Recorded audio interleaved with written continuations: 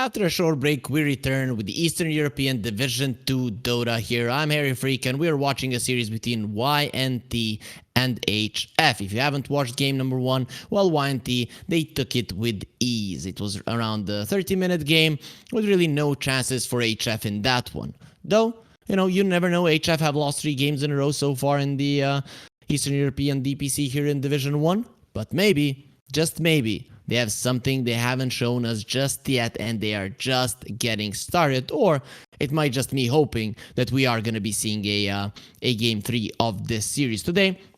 We already had 2 series before this one. First was Hydra, 2-0 X3. Then it was PuckChamp, who played 2-1 against Cybercats, and the last game of that series was amazing. But now we kind of have an underwhelming game 1 here, at least in terms of excitement. We did see one 4-man black hole, but that is about it when it comes to big team fights, excitement, big engagements and stuff in that game number 1. Game number 2, we're hoping to have a little bit more action, but we'll find out that once the draft does start. Do HF have an ace up their sleeve? Something that they're gonna be able to show us here, and we see they have found the ace up of YNT's sleeve, because they do ban out the Nature's Prophet. Oh, that is gonna be that. I do want to see some stats from the last year of Eastern Europe. So see what's happening there. Okay, so HF got one of the slots of Pari Parni or Rune Eaters. Let me check. So the slot of Pari Parni was transferred to YNT. Radiant team ban. Okay, the slot of Project Armors was transferred to HF. So, HF, they are counting like they dropped from Division 1, or it is that slot, but it wasn't really this lineup. I think this lineup, did they get eliminated from Division 2 last time? Second? That one. No, they didn't even qualify. They weren't even a part of it. Yeah, and I remember they were playing a little bit with this lineup. Okay, so that makes sense. So Lina is gonna be let through. Clockwork is in the pool, but they're gonna go for the Enigma. I've seen Linas do well against the Enigma in lane, so skeptical a bit, but okay. YNT, they think they can play against it. It's always nice to try when you think that you're playing against a weaker team. We'll see if that is actually good enough. Do you combo it with the Tiny? If it comes down to position 4 is the lane, well, with the Enigma is the Tiny, but no, they're gonna go for the Treant. So you have 2 BKB piercing disables on your side. That is a good start against Lina, but I think now you get a clock. Solid BKB cancel. If you can get the right angle. Lanes well with Lina. You get that vision, something that HF were missing so much in the previous game. I'm hoping they do get that one. For me, the Lina Clockwork is the best opening. People even go for the Treant over the Clockwork, and here in Division 2, Clockwork has 66% win rate and Treant has 61%. So they're both quite high. Treant has been so far the most picked hero. Picked Radiant team ban. Oh no, it says, yeah, it is the most picked hero, but it has been picked 10 times, and there's the clock. Okay, I like that one. So Hoodwink has been the big loser, actually. Only 33% win rate here, has been picked 9 times so far, man. Considering that we're in week 1, those are some big numbers for sure. Team ban. So banning out the Rubik makes sense. It's probably something that YNT would have gotten. If not, they would have banned it out. So I think HF preemptively banned it. They should have banned it 2nd or 3rd, in my mind, to see if YNT are going to be wasting a ban on it. I don't like that they got rid of it immediately. No reason to. So YNT, they have a ton of reserve time. They only lost 13 seconds of it. So what do you get out? Lina sometimes likes some buffs, like the Marcy, something along those lines, or a lot of stuns around her so that she can play Dota. Team ban.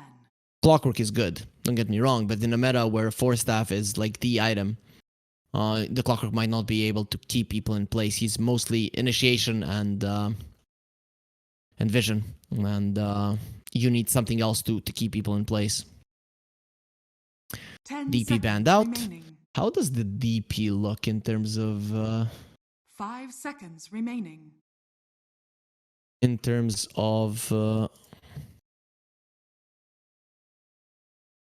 win rate? So it is 50% currently. It's gonna be a bit lower after that one game. That hasn't been calculated for sure. It's gonna be around 40% there on the DP. I'm not a fan of it when you're a weaker team, because these immobile heroes that kind of stand and take towers do need a certain amount of good coordination. So if you're a weaker team, if the enemies are naturally going to be moving around the map faster than you are, then you don't get it. That's how I would approach it. 10 seconds remaining. So Marcy banned out. That one I like. That's the Lina buff. Laning stage wise, even if it's in the offlane, doesn't matter. The hero is still great. I mean, imagine you have a billion attack speed, right? And then you also have 40% lifesteal. It's not fair. You're not killable, especially in the early stages of the game where the Lina should be killable. She's not. So it's a worthy ban. Nowadays, though, the Marcy, would you do need to max out the rebound if you want the spell to have any kind of sense. Okay, Queen of Pain banned out. Definitely a bat. Yeah, there was no question there. Now the question is, do HF feel confident enough to pick an Ember Spirit into it? I have to say Toshi did well in the mid lane against it. You know, just laning phase wise, it was okay. But, you know, these three are quite nasty against the Ember. You're playing against 2 roots, both from the Treant. You're playing against the Black Hole and the Lasso, so that can be problematic. You could go for a Silencer. Silencer Clockwork is good, but they go for the Tusk. Okay, that's a good hero against the Bat. Against the Bat, also you want the BKB piercing disables when he's running in with the BKB. You stop him, and the tag team with the Lina with that much movement, attack speed, it does make sense. We'll see where he lanes. I'd be okay with the mid lane Tusk. It's a good hero against the Bat overall. You're tanky. You have the snowball to dodge the flame break. You do a lot of damage, so the Bat is usually low. He cannot dive you, so I like it for those reasons. I've seen so many Tusks do well. So let me check where have they been played the most. In Division 1, we have seen Tusk on every single position. Like from only we haven't seen it as a carry. So let's see. Tusks. Have any of these teams played it? HF, they only played one series before this one, and no, the Tusk was played against them, but they didn't play it themselves. Whereas YNT, they have played a Tusk. It has been a offlane Tusk they have played. So Silencer does come out. That's a counter to the Black Hole. That's the counter to the whole team fight. The problem I do see with the Silencer is that sometimes you might need to pop the global when the Batrider jumps in. So I think if you put yourself in a position, if you're Zoe, you just say it like this. If Batrider initiates, I'm not using the global, at least not in the later stages of the game. But once my Clockwork goes in, and if my Lina can attack, that's where I use the global. So those are kind of the rules, and in a defensive scenario, once the Black Hole has been used, obviously.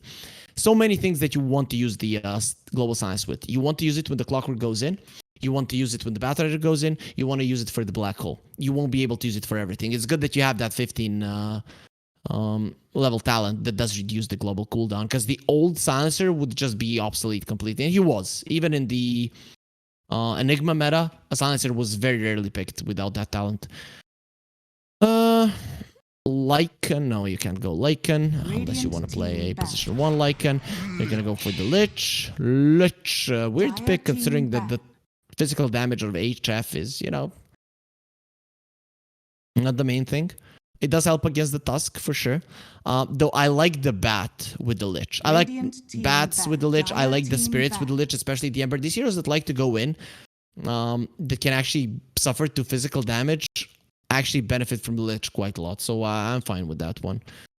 Ursa is gonna be banned out. The Slark is gonna be banned out. Those are heroes that go well with the Lich. This hero spams in the lane quite a lot, so 10 seconds remaining. You do want something that's gonna be going in front that can finish the job off. And Slark and Ursa are both that type of heroes. They do jump on the enemies and kill them. Ban out on the Lycan. I like it because all of your heroes are gonna get slaughtered by that one. You cannot play against 2 heroes here, and with the Lycan Beastmaster out, you have the Enigma, the Brood is out. There's really nothing left. So most likely HF need an offlaner, unless this is gonna be an offlane Tusk with a silencer, which could be the case. It's not out of the question. But let's see, they ban out the Doom, and the YNT, they have the last pick. They could go for like a Sniper. Sniper seems pretty decent. Drow seems pretty decent. Don't really look like good heroes with the Lich though. Morphling is good. Morphling is definitely like the best one here if Lucas plays it, and I think he does. I've seen him in the past do it. I don't know if he has played it in this tournament so far. 5 seconds remaining. No. Against Rise, no. No. So no Morphlings so far for him. Usually in this meta, when you have a Morphling player, it does get picked up. So HF, is it going to be a mid laner, or is it going to be an off laner that you are looking for currently? They are lacking in the magical burst, apart from the Lina Laguna Blade, so having something that's going to deal with that one. Puck is the one that comes to mind as a good hero against the Bat in lane. Can go in and out, very hard to catch for these heroes. Sinister Gaze is kind of dangerous though. It is an instant spell. People tend to forget about that one. It has no animation, so you instantly get pulled in if you're not careful. What's it gonna be? Anything else that comes to mind that crushes the Bat, or maybe an offlaner? No, it's gonna be fine. Whatever you, it's gonna be a Dawnbreaker. Okay. Okay. During Tour 3 of Division 1, during the panel, I think it was Tour 3, maybe even Tour 2, in Eastern Europe, during the panel, Fear was talking to one of the players in an interview and asking them why they're picking a Enigma versus the Dawnbreaker. That was the Dawnbreaker meta when the hero came out. And people were saying, well, we think that it is a counter, though it didn't seem to be that way. So now finally, you know, people have recognized it's actually Dawnbreaker that's good against the Enigma, not vice versa. It can be an Enigma good for the Dawnbreaker, but you need to have a lot of burst, which YNT don't have. YNT are going to have a damage problem in this game for sure. Like a big damage problem. HF's heroes are tanky. You have 3 tanky heroes. You have a Silencer who's always going to be in the back, and the Lina who builds into tanky items and is going to be protected by all of these 3 tanky heroes. So you need some damage. Drow. Or you need constant poke, you know, Drow Sniper. Faceless Void. Choose your hero. Not a fan. Having a Faceless Void, I definitely would have preferred the Morphling here, because I'm seeing damage issues. Yes, you go into the late game, you win, right? You chrono one hero, even if they save him with the Solar Guardian, you have a follow-up Overgrowth, you have a follow-up Black Hole, that is all fine. The problem I see with this Faceless Void is that you have limited damage in the chrono. If you don't have 2 heroes that the Chain Frost can bounce off of, it's going to be problematic. So I do think HF have a better chance in this game. Do I think they can win? Well, they haven't given me much for me to believe in them, but I like it. I actually do like their draft better. They have the strongest meta carry being the Lina. They are playing against a couple of BKB Piercing Disables, but if you move around the map well, if you don't get caught by these big spells too often, can actually play around them. And HF has shown in the previous game that they can find objectives when the ultis are on cooldown. I actually think they have a good shot, so I am going to be going with HF for this game number 1 in my mind. Considering the draft, I think we're going to a game 3. Oh, I mean, if you're looking only onto the draft, I'm still kind of torn here because YNT have shown some nice things in the tournament so far, but I'm gonna have a little bit more time to think about it as you guys watch our nice EGB commercial from our sponsors coming to you now. Bets on esports, bets on streamers, impressive bonus system. Welcome bonus up to $600. Cashback, artifacts, regular promotions, daily giveaways. Try yourself as a bookmaker. Great lines. EGB.com, more than just a bookmaker. And we are in the game here from EGB to Dota. And we are going to be watching here HF going for a smoke. They are on the Radiant side. This time around, maybe, just maybe they're going to be doing better there. But Dire has been more successful in most of the DPCs in Eastern Europe as well. Even now in Division 2, we're seeing it do slightly better. Not that big of a deal. We're seeing EGB odds, well, 2 times for HF, so they're not having much faith in this HF lineup. And you know, this is something I've learned in my years as a competitive player on LANs. Obviously, I haven't attended any big ones, but on every LAN, this is obviously not one, but let's go in that one. It is a high-stake game because every single one in the DPC is. So on a LAN, even on a small local one, the big teamfight ultis usually prevail because this is usually not tier 1 Dota, as this isn't, and you tend to play a little bit more conservative when there's something on the line, so you don't take risks. When you don't take risks, when you put yourself in that kind of a flow, then the big teamfight lineups tend to win, right? So that might be a bit of a problem for HF, but we'll see. I believe in them. I think they have a solid chance in this game, a better one than in the previous one. And YNT are going to be starting the top lane with 3. So they want to make something happen here. Enigma can start with being alone. Weebian is probably not getting out of this one alive. Too many slows. Let's see if this Dawnbreaker can stop it. No, the last hit from Slayer gets the kill. This is usually what happens in Dota, right? The last hit is gonna kill you, even with the Fairy Fire. It doesn't help. I really liked when the Fairy Fire got added so many times that you would have actually died. You do survive this time around, though. Weebian is not gonna be so happy. So nice start there for YNT, who are gonna be playing the same lane as the previous one here on the bottom lane, the Enigma and the Treant. Obviously now there's solid kill potential on the other side, and look at Big Num there, making sure that he denies the Eidolon. Mid lane, Batrider versus Tusk should be a Tusk favorite matchup. Toshi has played the Tusk in the past. I have seen him in some other third-party tournaments. When did I see HF? I don't know. There was one. Just can't remember the name. But he is okay on the Tusk. Every single Eastern European player is okay on the Tusk. Malrine, he has played it even when it wasn't popular, but when it became popular, you know, everyone kind of started doing it. It's not that hard to do either way. Let's see how it works out for him so far. As he's CSing quite well, as is Delina. Top lane, you got that first blood, but other than that, YNT, they can't really pressure the Dawnbreaker. But that's where the Faceless Void comes in. You know, this is the type of hero that is completely fine farming, and Dawnbreaker is this hero that on her cooldowns does massive amounts of damage. When she doesn't have them, isn't really that much of a threat, just farms. And the Faceless Void is the type of hero who, once he takes a big chunk of damage, he jumps out, returns time, and suddenly he doesn't care. So he's kind of the perfect hero to lane against the Dawnbreaker. As the game progresses, of course, it becomes hard to kill anyone in your chrono, but it is what it is. So, Battery Assault being used. Clockwork used to be a horrendous support against the Enigma. Then they added that he does do double damage to the creeps with the Battery Assault. So the creeps are going to be dying to those. Xani is there to protect Zoe, who does take a solid chunk of damage, but he does prevent the pull from going through. Next time, though, he's not going to be able to do it. There's probably even going to be, you know, level 2 Eidolon, 6 of them, and you come close, you die. So far,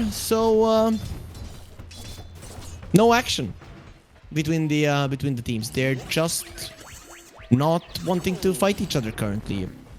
It is gonna be lane wins flight so far for HF, but 3 minutes in you can't really tell. There's so many little things that could happen in the laning phase. I'm kind of looking at the rotations here and who's better at them. Clockwork and the Silencer do seem like better heroes to rotate to the mid lane. Silencer is a spammy type of hero, so he kind of is annoying. Doesn't really kill someone instantly. Toshi? Let's go in the mid, but way too tanky for the Batrider to threaten his life. But overall, the Bat is doing fine. You are even with the Tusk. You're okay. Big thing. Bat is okay at rotations, but the Tusk is better. And the Bat sucks at pushing in the wave, so Tusk is better at that. So if the Bat rotates, it's not certain he'll get a kill. And the Tusk can pressure the tower a bit by pushing in the wave. If the Tusk rotates, he probably gets a kill. It's much easier, and the Bat cannot pressure the tower. So, you know, that's why one of the reasons why the Tusk is slightly better here. Slayer gonna be slowed down by multiple things here. Starbreaker gonna be on the mark, and in the end they just slam Slayer into the ground. Proletari does get the first kill for his team in this one just before the night time comes. The Lich is sent to the base, but he will be returning fairly soon. Might even go to the mid lane to make sure that the bottle is refilled. That is something that you could do. Yegor does eat a snowball to the face. Probably going to be needing like a raindrop in this one, and you can already see it in his quick buy. You need it against the Tusk. Just so much magic damage is coming out. I have seen Malrine from Namiga some games go for the tag team, and he's one of the players that I've seen make it work. Though lately Namiga hasn't been looking good, so he might not be the best ones built to quote here. It is what it is. Hopefully they catch their stride next season in Division 2. 1-1, sub 1k gold lead. All of the lanes relatively close to each other. No big differences in net worth. Not a single core was shut down. Not a single hero was shut down, and the first runes are gonna be spawning. All supports are rotating. They all want these power runes. Yegor gonna be pushed back. He does have level 6. Toshi's gonna get it as well, so he has the uppercut there. Yegor, we're gonna see how strong his chin is, and he might get punched right now. This is really bad for Yegor. He's going down for sure, but he wants to kill Weeby, and before that happens, that's exactly what's gonna be happening. Though Slayer is in trouble as well. Toshi going for more, doesn't have the spells for a couple of more seconds, and Big Num standing in front of Slayer. You cannot go through this tree. Tusk is used to kind of poking guys, breaking trees. On the other hand, not really that easy for him. But at least HF do get a kill onto the Bat. Are gonna be happy with it. Lucas, he does get the jump out. Might need to TP out of this one.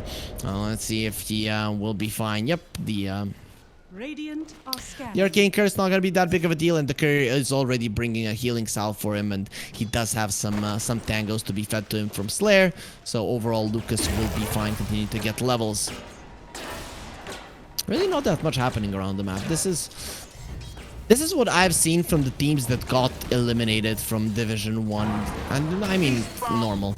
That there's very low amount of rotations, right? Radiant's middle tower is under attack. So we're just seeing the same thing happen. The lanes are being played 7 minutes into the game, and Proletari and Weebin again are gonna be getting a kill. This is a strong lane. Now they're coming for the Faceless Void. Speaking of rotations, Toshi is coming over. He's gonna get the shards onto the Void, who jumps to the side. Gonna be eating through the trees. He needs some help, and the help is coming. It isn't gonna be here in time. Living Armor gonna be protecting him from the physical damage a bit, but in the end he will fall. It will cost them the silencer, but who cares about the silencer? It is gonna be the Faceless Void that they were gunning for. Yegor comes towards the top lane. He is mad. He is on fire and wants to make sure that the enemies are as well. But already HF are gonna be getting out of that one because they have done the deed. Batrider has found some stacks. He was under vision, so doesn't want to stay there for too long. Yegor threatening here in the mid lane. The snowball will get used. He cannot use the spells right now because there is a arcane curse on him. He's gonna be last worded as well. Toshi in a bit of trouble. He is not gonna be getting out of this one, even with the arcane curse. The Batrider doesn't care of refreshing that one 30 times because he is pretty much full HP and will be okay, and even will now find the illusion rune. That's a perfect one for a Batrider in this game. You're playing against the silencer. You don't want to be arcane cursed. You don't want to be silenced, and this is the perfect rune to have against that one. Immediately they're going to be using it to go onto the silencer. Oh, you like using your spells? You like to be annoying? Yes, I do, especially when I have my offlaner to help me. And with the big hammer, he's going to be putting the Batrider to the ground. He no longer rules the skies. They will lose the silencer, but yet again, you lose the silencer, you gain a core kill. If you're HF, you are happy. So the supports of YNT. You're getting some nice levels, you know, staying in the vicinity when these heroes are dying. It's not too bad. Flares level 6 is going to be quite important. Now you have a Chrono. Considering that there is no Solar Guardian, that could be used quite effectively. 3 points in the bash as well. Xani would be a good target. This Lina though, look at that HP, 1200. Does have the Falcon Blade, so that does give you some HP. Let's see now who's in the bottom lane. It's the Lina. It's the Clock. Zoe gonna be getting in front of Yegor and protecting the Lina at all costs. Lina, she likes burning things, but doesn't seem like she likes getting burned herself. So gets away from the bat. Smart choice. This hero is no pushover. Enigma farming well. Everybody is farming well in terms of cores. Yeah, the Tusk is falling behind, but it is a Tusk. You never farm too well with this hero. You need more kills. That's just what it is. Oh, he finds a DD. Doesn't have the tag team, but he does have a hell of a left hook. So if you're not careful, YNT, you could get smashed in the face there. Faceless Void at least doesn't have to worry about that one, but he's gonna be smashed somewhere. 5-5. Gold lead non-existent. The game is even. Compared to the previous game, this is a much better start for HF. Dusk coming in. Lich has to be careful. He does have the Frost Armor, the Living Armor, so many things to protect him from the physical damage on the Dusk. And Toshi will just use the DD for farming, create some space for the top tower to take some damage. Smoke was used, and that is a Chrono and a Chain Frost ready. If you get 2 heroes inside of a Chrono, they're gonna be absolutely demolished. YNT, can they find the right jump? Proletari would be a good hero to kill. Oh no, they're next to each other. HF, don't do it. The bat is coming over. He can even get them closer to each other if he wants to, and Toshi is 2D, but he's going for a snowball. The bat is taking a ton of damage. Global Silence was used, perfect timing, and now the Solar Guardian will smash the ground. And Faceless Void, you are next. Oh, nice combo there from the support, but the Chain Frost isn't going where they want to. It's just not doing enough damage. Toshi is alive. It seems like they might kill Proletarian. That's gonna be the case, but it's time for Toshi to turn it around. You don't have any more friends. You don't have any more cores. I still have a tower though, but you have been silenced for good. It is gonna be a dead Lich. On the other side of the map, the Black Hole was finally used only onto one hero with the Clockwork, but it doesn't matter. That is a huge fight for HF, and the Silencer against these big team fight lineups can be a problem, and was a problem in that previous one. You're coming in, you have a perfect Chrono, bam, Global Silence, and everything goes south in just 1 second. Both tier 1s windfall, so in that regard, YNT haven't lost, but they've lost their carry, they've lost their mid lane, whilst the Lina was just comfortably killing creeps. Radiant's middle tower is under attack. Slayer is laughing though. Losing that previous fight is no laughing matter. Lucas, until he gets the BKB, is gonna be very, very tough. And even when you get it, it's tough. You know, you jump in, Global Silence, you pop the BKB, hookshot is already on you. So it's not gonna be easy to get the Chrono off. You need so many items in this game. Really, if you do get him, then HF, well, God help you, but it's gonna take some time. Toshi coming over, eating through the trees, and Void is gonna know. Seems like they show themselves onto the outpost. It's very hard to maneuver around the Dire outpost. So the Faceless Void will be fine. Tusk is going for a BKB. I'm okay with that. You are playing against the bat. If you have a blink, you can go in, but the question is if you're getting out. That's the thing. Still, even the blink is a bit of a defensive item on the Tusk. To save his teammates, yes, but also because if you use the snowball to go in, you have nothing to get out. But if you use the blink to go in, you're always going to have a snowball somewhere to the side. Or even to buy yourself like 3 seconds of time for your teammates to respond. Smoke used by HF. Coming over, hook shot wasn't used a single time in this game. Zoe, his smoke gets broken. He's the one that needs to initiate. Is the one that needed to do something. Global Silence is at the ready again. So they are looking towards Vierge, who doesn't have the Guardian Greaves just yet. Where's that hook shot? You need to get out, Vierge. Okay, he hits the creeps just in time, and Clockwork isn't even in the vicinity. He is just showing himself in the mid lane to bait in the Enigma to be stupid, you know, to make a mistake. Enigma, not gonna be making a mistake. You know, looking at the odds here from EGB, our sponsors, they're still favoring YNT, and I understand it. Dota Plus and, you know, even all of the algorithms, they take into account everything, every game that was ever played, and big team fight lineups are, on paper, especially in pubs, gonna be the stronger ones because the coordination isn't that good. Lich has been caught inside of the cogs. He's never getting out of this one alive. He'll get his ulti off, but it's not gonna bounce nearly enough to do any significant damage. So the ulti used, not too much avail, and it is gonna be another kill for HF, who are continuing to do well on the map, control everything, and allow their Lina to just farm uncontested. And speaking of, Sani approaching the BKB, so he's gonna be battle ready soon. I just don't want him to get a BKB and then just get to a fight and die. And that can happen. That can happen considering the spells that YNT do have. No black hole, chrono, and you're dead, right? If the enemies are allowed to attack you, and they will, saves for the chrono orb. And the black hole are very limited. The only thing you have is the solar guardian.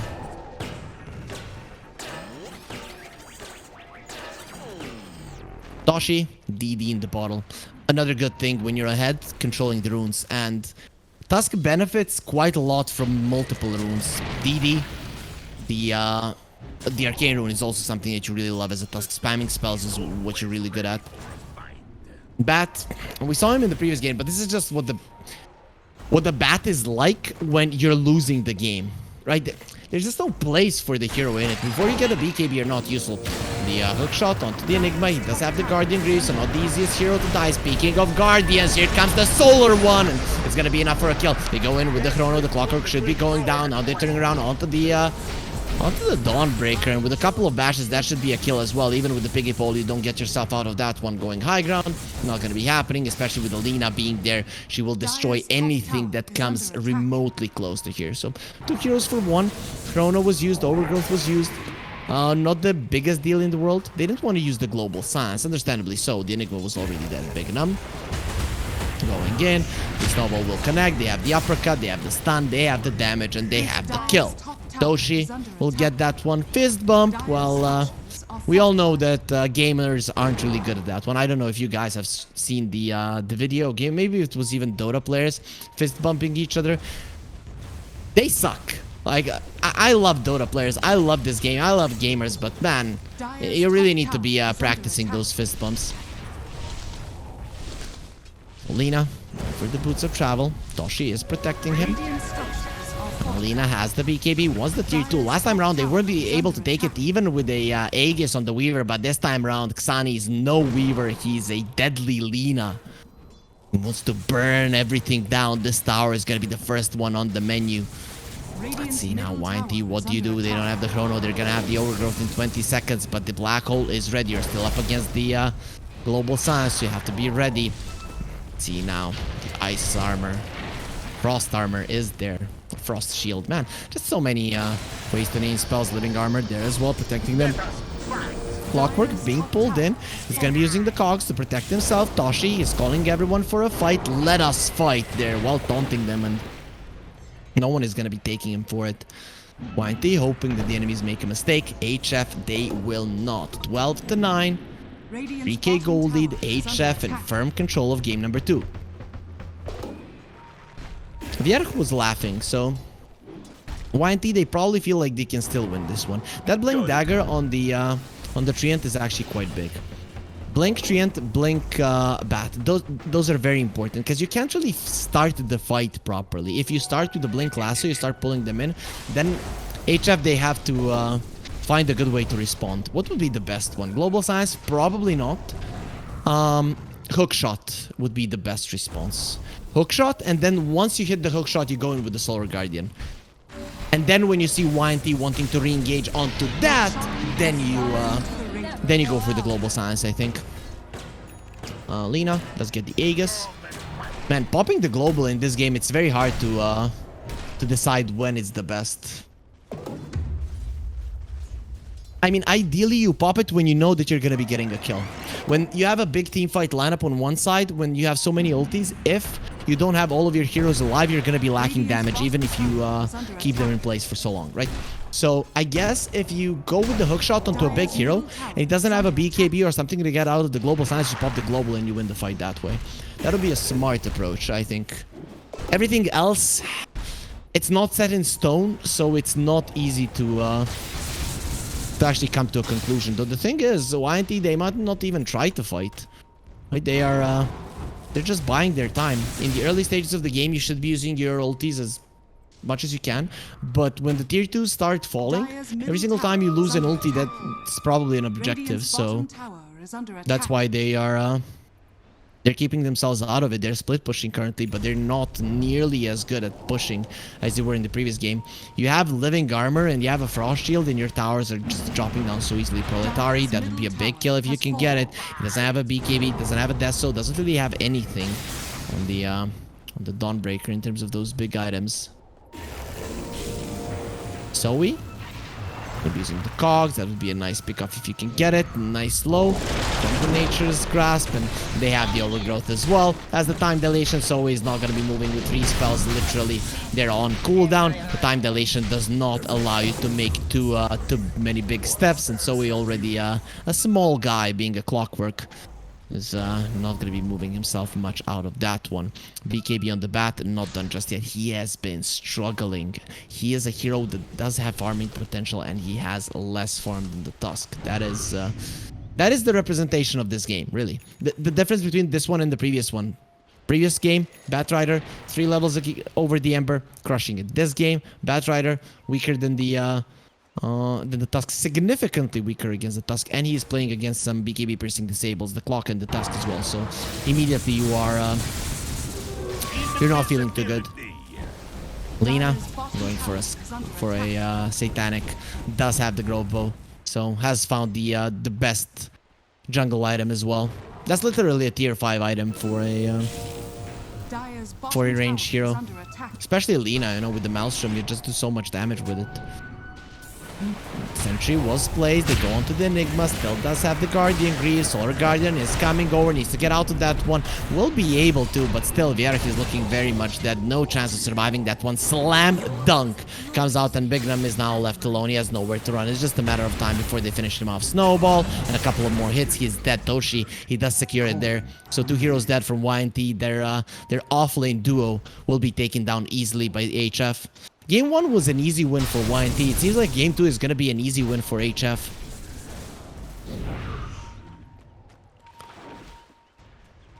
Lucas, he is farming, but he's nowhere near the power that he had on the Nature's Prophet. YNT, they get themselves out. HF, searching for something. Who's going to be the one engaging first? Like for now, they're just going to be continuing going from tower to tower, systematically taking down every single part where they want to fight. Slayer, he already used the Frost Shield, means that nothing is defending you, and he's just ice, ready to be broken. And now a beautiful hookshot gonna be there, jump in from the Enigma, wants to be going for a black hole, cannot be doing it. Chrono will be used there, but only onto one hero. Can they finish him off as well? Okay, they can. There's gonna be the first casualty of the fight there on the side of HF, but YNT, they've already lost 2, and they've used 2 of their big ultis. Of course, they still have the black hole. Are you okay? But it is not looking good. Sure, you get a core, you get a support, that's fine. But it is not ideal. Global Sign still not being used. Weebian, I like that he has this restraint. But during the duration of this Aegis on the Lina, I would have liked if he had used it. Let's say there you use it, it would have been actually good. And looking at the odds from EGB, they're giving the same chances here to HF, still not believing in HF, and maybe just believing to the overwhelming team fight of YNT. The reason I'm starting to get skeptical is because HF is doing everything right. It might be slower, but they're systematically taking down towers. If you take down all of the outer towers, YNT won't be ready to fight. But until those outer towers in the bottom lane are taken down, YNT can always mount up a fight around them. So they're still not out of it. 6k gold lead is not insurmountable when you have spells like the Chrono, like the Black Hole to go with that.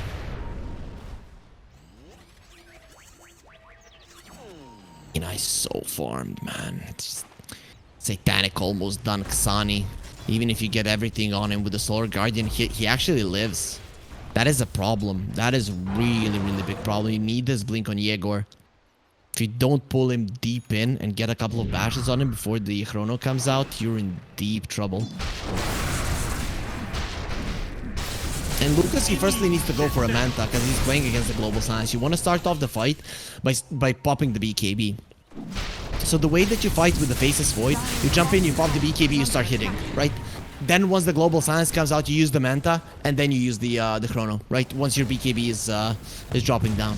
Because really, you don't need to be having the BKB in the chrono in this game. The only thing that can really stun you in the chrono is the Clockwork Hookshot, and it stuns you anyways. Having a BKB makes no difference. And guys, yes, the Clockwork can stun a target in the chrono. He just doesn't go all the way through. He gets stopped at the edge of the chrono, but the stun, the initial stun from the hookshot, it still connects and stuns the initial target. If you do connect on it, of course. Yegor farming the blink on the bottom lane. If he dies, it's going to be a disaster. That means your tier 2 probably goes. Yegor in a good position to run into the trees. He is going to be scouted there by the clock, though. They did already see him. Will go for the Firefly and will get himself away. But that means that the creeps have been defended, and YNT are not defending their last outer tower. They might use the glyph as the Batrider cuts this wave, but he actually doesn't have the confidence to go for it. And the next wave is a siege creep one. Not an easy one to take down. Last outer tower gone. Now, I believe that HF got this. Whenever you see a big team fight lineup without a single outer tower, you know that it's very hard for them to mount up a fight. Why? You smoke, and you're always going to be going into your enemy's vision. You cannot find the right jump. If you cannot go for smokes, if you cannot get kills with your big team fight losses, or if you cannot get overwhelming team fights with those, at some point you're gonna make a mistake and lose a team fight, and that is how you win against this lineup. You win a team fight against them. You force them to use their ultis, and you don't lose too many heroes, and that is how you win if you're HF at this point. So this is the next thing that they have to accomplish: win a big team fight. Right, and it's so easy for them because they can come from multiple angles, and there isn't like a place that YNT can run around that they're always gonna have vision around. So HF, everything right now is play safely. Right, Deso is also done on the Dawnbreaker. That's a big one for sure. Right, the damage output of the Dawn is insane. You have a Deso on the Dawn, meaning that this Tusk is now going to be doing so much damage. If you look at the physical damage of HF, it is huge, like huge. Are scanning. Imagine Dawnbreaker applies Deso, you get uppercutted, the tag team is there, and then the Lina starts machine gunning you to death. So what's the play now for HF? It's the Roche. The way that you can easily take Roche in this game: send someone to the bottom lane, push in the wave, YNT response, you walk into the pit. You walk into the area, you secure it with wards, and then you just slowly take it. The second that YNT are not showing on the bottom lane, that you're constantly pushing in, let's say, you know that they're coming over, you get out and you can just safely get the Roche. You don't really have to commit at all. But also, if you feel super powerful, you can go for a smoke. That's exactly what they're doing. Bignum will get a Blink Dagger out. Toshi doesn't find anyone, but he does have a haste, so we'll be finding the Faceless Void, who jumps into the trees. Shards are going to be used. The Faceless Void has been found. Where's the BKB? There it is. Going to be using it. Thinking about the Chrono. Going to be using it as well. But a Snowball, he's out! Goodbye! Well, you tried, Faceless Void. Lucas, he's under vision. He's going to be caught by the Clockwork there. But the follow-up stun from the Lina only onto the trees, and Lucas is not going to be getting out of that one. The Clockwork breaks the TP, and there is the damage from the course to just take him down. What a wasted whipped Chrono. Toshi just outplays the Faceless Void, and that is the start, you know? That is what happens when you crumble. When you're always the one getting initiated on, you just cannot, you cannot play Dota. Without towers, you can't do it. And you had a Lich and a Treant, and you let every single one of your tower fall. So these two supports have been pretty much useless, and that's... I think this Lich is, well, not a hero that that can do much in this game in particular. What are you hoping for? Like a big Chain Frost inside of a Chrono? Hard to execute. Roche gonna be going down. This is gonna be the Shard Roche, who takes the Shard. I guess the Dawnbreaker, if she hasn't bought one thus far. Did one Lina's Shard, not that great, especially with the right-click build. Silencer coming over. Okay, he's gonna get it. No, he already has it. Okay, we'll be giving it to the Dawnbreaker. So you get that magic immunity while you're using the Starbreaker. for the silencer. Per hit, if you guys don't know what it does, per hit you steal more intelligence, and after 3 or 4 hits, I think 4, you silence someone. So if you're getting those right clicks in, it is really a problem. I like the old silencer shard much more. It kind of gives you that potential to turn into a core. Now the new one, now it's kind of single target. You don't really farm from it, so it's weird. Anyways, high ground time for HF going through these armors. It's not gonna be easy. It's gonna take some time. But they don't really feel in any kind of pressure. Lina is having some mana issues, though. Usually a problem for the Lina. Force that is ready on the Lich. Ward is going to be placed there onto the high ground, and you do not have a sentry. YNT, they cannot allow this. Jumping in onto the Lina, pulling her deep in. They have a force staff as well. They need a couple of bashes. Sinister Gaze will make sure that she dies. Bignum comes over. Lina still has the Satanic, still has the BKB. So now turns around, brings down the tree and protector. But the question is, can he get out of this one? He's staying inside of the Midnight Pulse and taking a lot of damage from the tower. He's hitting the creeps to make sure that he heals himself up. Slowed down by the Lich there. Pull back as well. He does have a 9-second BKB still. Jump in. The Chrono is there. Where's the Solar Guardian? They need it. The Lina is gone. Gets destroyed. Solar Guardian way too late. Now Toshi might be next. Lina is already dead. What are you gonna do without her? You don't have the damage. This is the team fight that you were looking for. And the global silence, he's saving it for the black hole, but your team needs it. And Vierak jumps on him. Here it is, the black hole. You're gonna get pulled into nothingness and full darkness for HF as YNT win a fight on the high ground. It was hard to break. We all knew it, but HF, they made a couple of mistakes, got pulled in way too deep, and their Lina, their tanky hero, still dies inside of the Chrono. It seems like the Void is strong enough, and YNT, they are back in the game. Going high ground, knowing all of the ultis are up.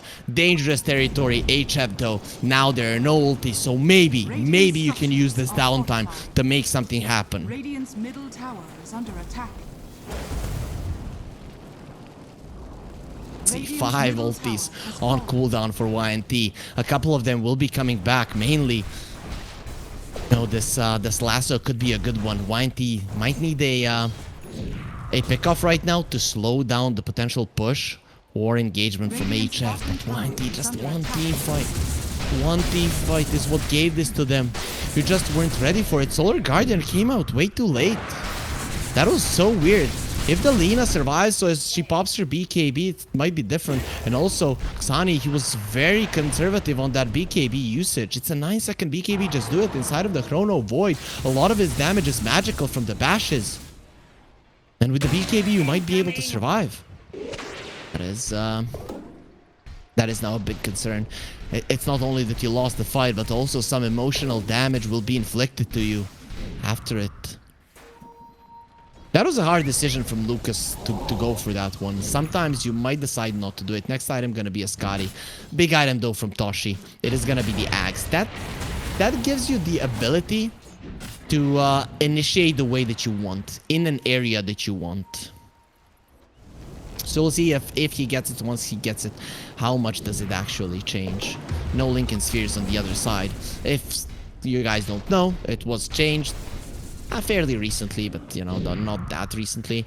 The kick does break the Lincolns. It used to go through the Lincolns like the Walrus Punch, but it has been changed because it is a little bit too strong to not be able to counter it in any way. So, as we know, our big friends in Valve are always making sure that everything is up to date, that all of the patches are here in time, and that we do not play on the exact same patch for a couple of big tournaments. Yes, I am hoping to be invited to big tournaments in the future, guys, so I'm trying to speak a little bit better about Valve than maybe they deserve, you know, because maybe they haven't given us a big patch for a long time. Meta has changed from the TI, let's be fair, you know. Wraith Pact was nerfed, so it did change the approach to the game, but still, the map is stale. I think map hasn't been changed for a very long time, and that is something that probably needs to happen. Zoe, hook shot onto the Faceless Void, push back, not gonna be happening because the Sinister Gaze, follow up stuns, they're trying to kill the Faceless Void, they're gonna be able to kill him, and without the Faceless Void, you don't have the damage, he's not buying back. Lina is just going forward. Xani. Ooh, that initiation there from the Clockwork just goes to show how squishy this Faceless Void can be and just how much damage and lockdown HF have. They're very single target oriented. When you look at it, it's just insane. They didn't even have the Dawnbreaker there, and if they had, that would be a Faceless Void dead in a second, even with the Frost Shield around him. You have a Frost Shield, you have a Living Armor, so your armor is not small. This is a big one. Aghanim Scepter on the Dawnbreaker. It gives you 60% evasion. No MKB on the Faceless Void, so next time around, Chrono gets used, and you're healing a lot more. So... plus, you can move it a little bit, so even if you use it and someone is getting pulled out of the circle with the lasso, you can still follow them a bit, and you can actually choose when you land.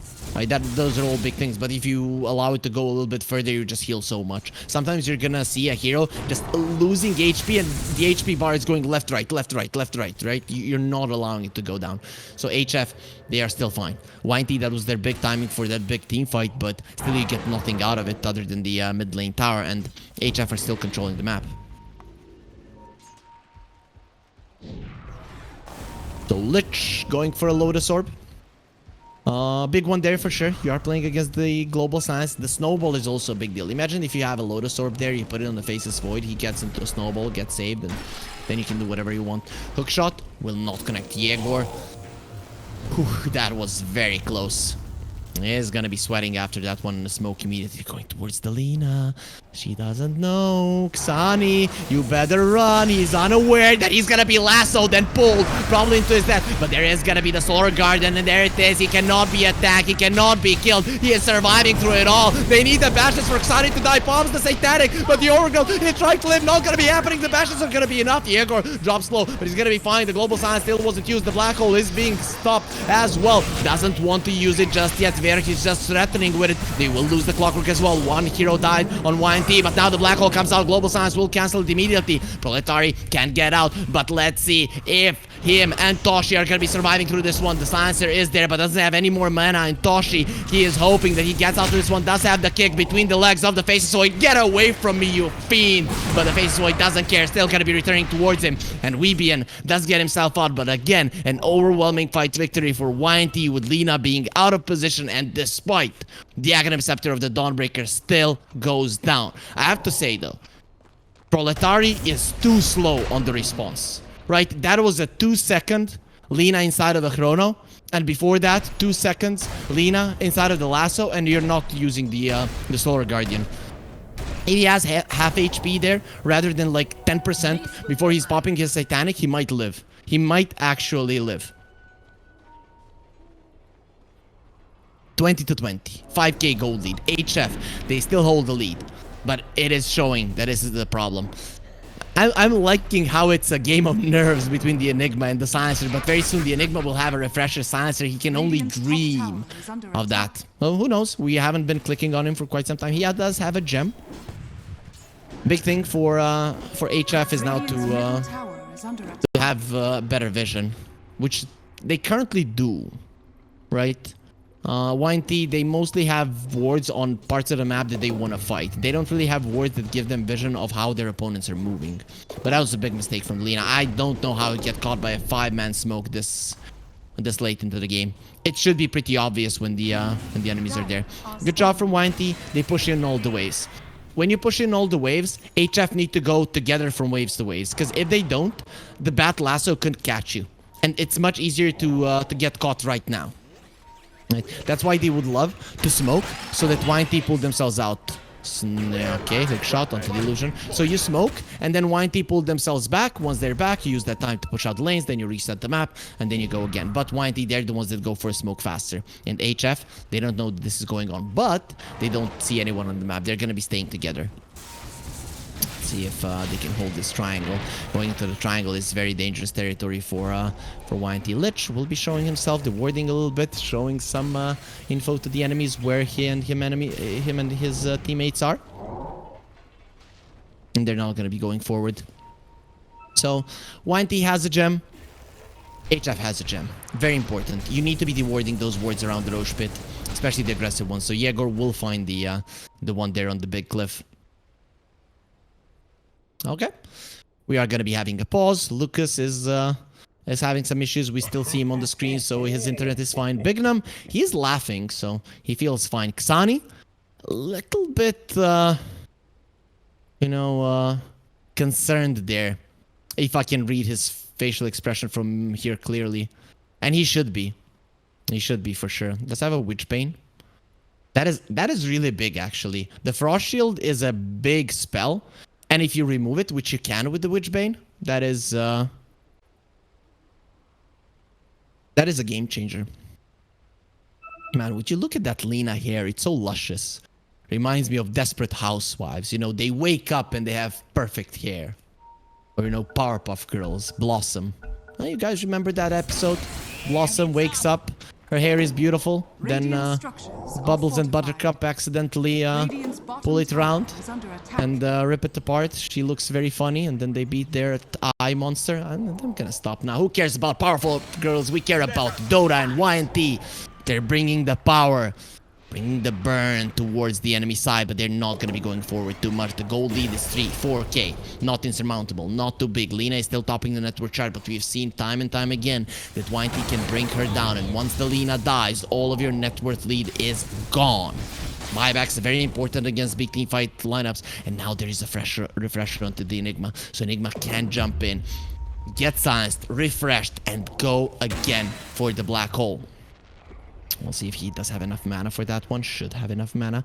And in the Roche pit, there is a refresher shard as well. Faces Void or the Bat. They would love to have that one. On the side of HF, you would love to have a double silence on your silencer. So many times in this game, a global silence would have done so much, but he's just waiting for it, waiting for the black hole to use it. Now HF will go for a smoke. If they're the ones who initiated, it's a big thing. Faces Void, sending in the illusion Toshi. His smoke is gonna be broken. He kicks the bat back, but immediately the last to Lena. This is exactly where I want to be. This is exactly where I wanted to come, and the Lena is gonna get smacked in her face. That Solar Guardian, you protect nothing. The global signs there to castle the black hole. Vier can go for it yet again if he wants to. Looking at Proletariat, come here. Who's gonna be canceling the black hole now? And they have the Malefice onto this Dawnbreaker. You're not going anywhere with the bashes. All of those tentacles coming from the ground, and Zoe very optimistically tries to go for a TP out. Will get destroyed. YNT win a fight, are ahead for the first time in this game, and they will be going for the Roche, putting themselves so far ahead of their enemies in this game. He had a perfect game on the Lena. He did everything right up until one point. Now, every single fight he is dealing exactly 0 damage, but the Faceless Void packs a serious punch. Even without the MKB, the evasion, it just doesn't help. Lena still gets smacked down. He needs to pop that BKB. Now he even knew it was his teammate who initiated on the bat. He doesn't pop the BKB, just gets lassoed, pulled into the chrono, and dies. You need the magic immunity to survive the spells from the supports. Refresher on the Faceless Void.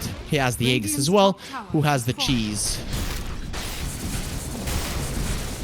Seems like everyone in YNT is lactose intolerant. Okay, the Enigma takes it for himself, so he doesn't have any mana problems. He's gonna have a refresher in some time, but of course, needs another 2 minutes before he can have the double black hole. But finally, after 40 minutes of being bullied, YNT are finally on the enemy side of the map, taking down tier 2s, taking all of your outer towers. So where are you now gonna fight the HF? How are you gonna engage those fights? This Aghanim's of the Tusk. I thought it's gonna be the item that allows him to do something, but he finds the bat and says, "Go lasso my Lena!" Bam! And bat will oblige. Yegor is quite happy to do it. So HF, they do go for a smoke. Where is this gonna lead them? Lena, Silver Edge, a lot of damage, wants to get an A on this. I like this. Finally, just survive. Get your ego out the window. You need to live. You're doing 0 damage in fights. You have 3,000 health. I know you have 3,000 health. You have a ton of armor. You have a 60% evasion when the Solar Guard is on top. You're getting healed up so much, and still you are dying. So you need more to live to be able to do anything in these fights. I'm afraid it's a little bit too late now, maybe. You can still win a fight against YNT, but boy, you're dealing with double chrono. You're dealing with double Black hole in 45 seconds though. It's not double black hole just yet, but Yegor leading the charge. He does have the cheese. They know where the Lina is. They spotted him. And there's the lasso. He doesn't have the end of this just yet. Hook shot from the clockwork. The heals coming in on Tuxani. Pops the satanic. Got the BKB and the chrono from the Faceless Void. And he has another round. Let's go. Time has stopped for you. Yes, I will kill you in silence. It's no problem whatsoever. He just continues bashing the heads of these ladies. He's no gentleman. He cannot see that they're beautiful, so he's just gonna be taking their lives away. And that is, you could go for a black hole, you could refresh it, but you will not do it, because in 5 seconds you're gonna have 2 of those, and the Tusk will be looking at the sinister eyes of the Lich as he's being taken down by the Faceless Void. Another huge fight for YNT, and this game is looking more and more over. HF, you had your chance. You could have gotten your first win here in the Eastern European DPC Division 2, but it's looking like you won't and you can't. Void, too strong, double chrono, too strong, thus you will not be winning that fight. Radiant's top tower is under attack. Xani is dead inside. Look at him, he's looking at the monitor and he cannot believe. I don't know if that has frozen, but if that hasn't frozen, man, he is he is cursing his life right now. Like, what the hell just happened? Or just, you know when your mind is blank, you're just looking at the distance, thinking where it all went wrong. What did I do to deserve this? So he does have the Force Staff. He wanted to use the cogs to push the Batrider away. He's gonna just be pushing him towards himself. Lasso is ready. It's gonna be used, and yeehaw! Yegor, he gets another kill. Is on a killing spree, and you can hear the ownage sound as the Raxes are falling. No one wanted to use the buyback, and now you're 2 Raxes behind. Those problems that YNT had at one part of this game, of not being able to secure a team fight, of not gonna be able to start a team fight, having nowhere to fight, it is no longer the case. They control everything. They have 3 refreshers on their side. The Faceless Void might be working towards the 4th one. HF they just don't have anything to fight them. They haven't had an item progression on this Lina. She has been 27,000 net worth for a very long time. And Xani, come on, I want to see fire in those eyes. You're a Lina. Oh man. His look tells me he has given up. He's lying in his chair. Oh, no, Xani. I hope I'm wrong. That is the look of a player that has just lost 6 ranked games in a row. Oh, wards are gonna be placed down. Who takes what down? So he's gonna be going for it. Nice cogs placement there. He does get the Observer down, so that's gonna be fine. So both the Observers do get taken down. No one will have the overwhelming vision in the fight.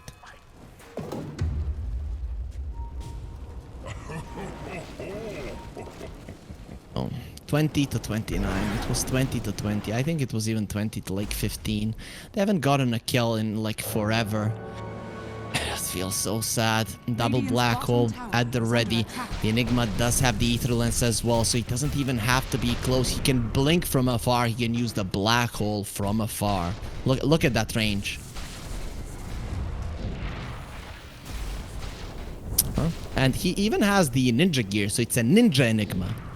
Imagine you are this immortal entity that controls time and space itself, and then you are also a ninja.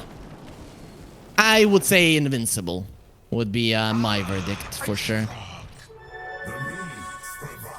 Not what you expected? Ah, Ice Frog Slayer is there calling for Ice Frog. Give us a patch. I'll see if he obliges. To YNT, they have all of their spells. They have all of their refresher orbs. Radiant's bottom tower is under attack. They still have a cheese on the bat. He might be a better one to be a ninja. Faceless Void now with the shard. Jumps in, smacks it a couple of times, jumps out. Oh, Toshi is ready for a kick there, because he is a nice martial artist as well. Speaking about ninjas, you know. He's not only a boxer now, he can use his legs as well. Radiant's bottom tower. Very short legs though to be super useful. Who did they find? They're gonna find the Silencer, not the best hero. Inside of the tier 4s, this Batrider looking dead, does have the cheese to survive. Now gonna be going for another lasso, that's a big hero, but the chrono into the backlines, the black hole is gonna be used, and there's the global silence, but that doesn't matter, he has another round, Lina is dead. They do have buybacks, that is how you fight against big team fight. It is time to run away. Lotusaur protecting the Faceless Void, he jumps to the side, he's gonna be okay, goes for the TP out, and no one in this game can stop it any longer. They've already used everything. YNT, they're happy with the buybacks, and they'll get themselves out. 3 buybacks forced. On the side of HF, YNT yet again lose absolutely no one, lose absolutely nothing. And Xani, he doesn't know what to do, he doesn't know what to say. At least this fight, his damage wasn't 0.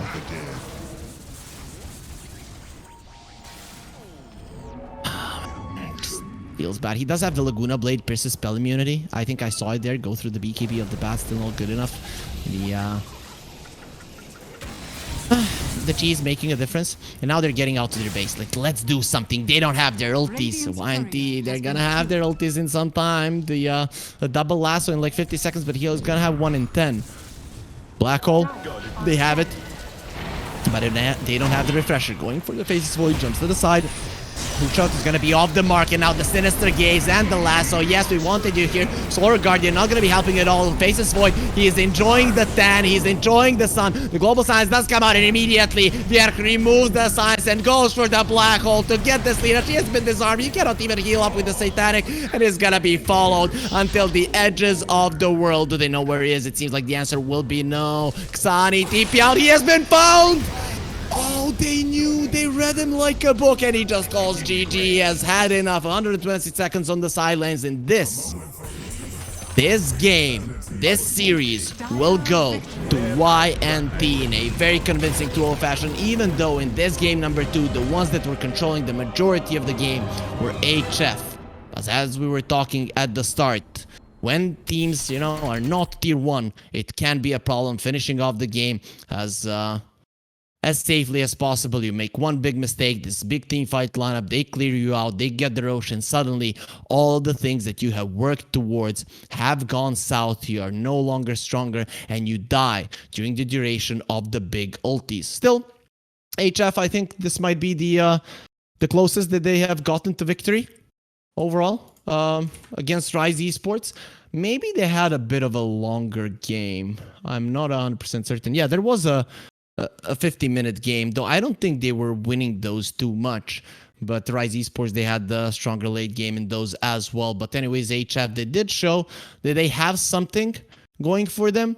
Just the thing is, you cannot practice for the ultra late game. It is just something that usually in a scrim you would call GG a lot earlier. Or the enemies would call it GG. They'd be like, we have nothing more to learn from this game. Here you play by heart. Here you give it your all. And in the end, it was enough for YNT to get the victory. And guys, that concludes the day. We had 3 best of 3s today. It was a long day. This is our first 3-game day from the start of the Division 2. We started the day off with Hydra, who won 2-0 against X3. We followed it up by PuckChamp beating Cybercats 2-1. That was probably the most exciting series. And now we end the day with YNT 2-0ing HF. HF gonna be 0-2. And YNT are gonna be 2-1, so pretty much on a good path there to potentially get into the Division 1. Tomorrow, we only have one series, and it is gonna be starting at 13 CET.